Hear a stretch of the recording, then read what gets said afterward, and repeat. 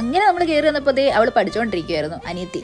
അപ്പോൾ അവളിതേ പറഞ്ഞുകൊണ്ടിരിക്കുക, അയ്യോ എനിക്കൊന്നും പഠിക്കാൻ വയ്യേ മടുത്തേ എന്നൊക്കെ പറഞ്ഞുകൊണ്ടിരിക്കുക. അപ്പോൾ നമ്മൾ നേരെ കിച്ചണിലോട്ട് പോയിട്ട് നമ്മളിതേ സ്റ്റൗ ഒക്കെ കത്തിച്ച് നമ്മൾ അരി ഇടുവാണ്. അതും ചൂട് കഞ്ഞിയല്ല, നമുക്ക് ആറിച്ചിട്ടേ കുടിക്കാൻ പറ്റുള്ളൂ.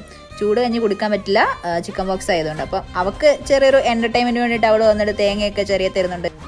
അപ്പോൾ അത് എണ്ണയൊക്കെ ഒഴിക്കുന്നുണ്ട്. എണ്ണയൊക്കെ നമ്മൾ കുറച്ച് ഒഴിക്കുന്നുള്ളൂ. ചിക്കൻ ബോക്സ് ആയതുകൊണ്ട് അധികം എണ്ണയും നമുക്ക് ഉപയോഗിക്കാൻ പറ്റില്ല. എന്തെങ്കിലും കഴിക്കണമെന്ന് വിചാരിച്ചാൽ നമ്മൾ ചെറിയ തരത്തിലൊരു എണ്ണയൊക്കെ ആക്കിയിട്ട് ഞങ്ങൾ ക്യാറ്റ് തോരനൊക്കെ ആക്കിയത്. ക്യാറ്റ് തോരൻ ഞങ്ങൾ ആക്കിയിട്ട് ഞങ്ങളൊരു ചെറിയ തരത്തിലൊരു തേങ്ങാ ചമ്മന്തിയൊക്കെ ഉണ്ടാക്കി, പുളിയൊക്കെ ഇട്ട് നല്ല അടിപൊളി ഒരു തേങ്ങാ ചമ്മന്തിയൊക്കെ ഉണ്ടാക്കി ഞങ്ങൾ ഉച്ചയ്ക്കത്തെ ഊടങ്ങ് സെറ്റ് ചെയ്തു.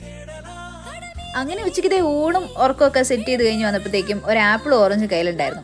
അതും ഒന്ന് കഴിച്ച് കഴിഞ്ഞ് നിങ്ങളുടെ വെയിലത്ത് നിൽക്കുന്നുണ്ടല്ലേ. ചിക്കൻ ബോക്സിൻ്റെ പാടൊക്കെ എങ്ങനെയുണ്ട് ഗൈസ്? എല്ലാം ഉണങ്ങി വരുന്നുണ്ട്. അങ്ങനെ വൈകുന്നേരത്തെ ചായ കുടിയിൽ കുറച്ച് കഥകളൊക്കെ പറഞ്ഞിരുന്ന് സംസാരിച്ചു. സമയം പോയത് അറിഞ്ഞില്ല. അപ്പോഴത്തേക്കും രാത്രി ആയപ്പോഴത്തേക്കും അടുത്ത ടാസ്ക് എന്ന് വെച്ചാൽ ആര്യവേപ്പില വെള്ളത്തിൽ കുളിക്കുന്നതാണ്. ചിക്കൻ ബോക്സ് ആയതുകൊണ്ട്